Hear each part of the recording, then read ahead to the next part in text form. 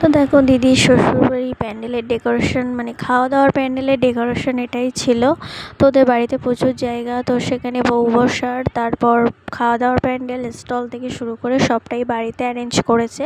তো আমরা খাওয়া দাওয়ার জন্য বসে পড়েছি। দেখো তো ছোট্ট করে একটা মিনি ব্লগ করেছি খাওয়া দাওয়ার ভিড়ের মধ্যে, তবু ভিডিও করেছি অল্প একটু কিছু, কারণ নিজের বাড়িতে তো করতেই পারিনি। তো যাই হোক, সেটাই তোমাদের মাঝখানে এখন শেয়ার করছি বন্ধুরা।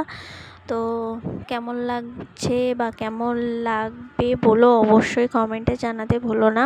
তো এটা ছিল দেখো মেনু কার্ডের মধ্যে একটা ফুটবল শট, তা ফার্স্ট টাইম দিয়ে দিল ডিমের ডেভিল, স্যালাড, তারপর নান, চানা পনির প্লাস চানা মটর, তারপর ফ্রায়েড রাইস ছিল, ফ্রায়েড রাইসের সাথে একটু চিলি চিকেন দিল, তারপর হচ্ছে সাদা ভাত এবং চিকেন কষা দিয়ে দিল, তারপর চাটনি, তারপর কি দিল, পাঁপড়, তারপর হচ্ছে রসগোল্লা আর সন্দেশ।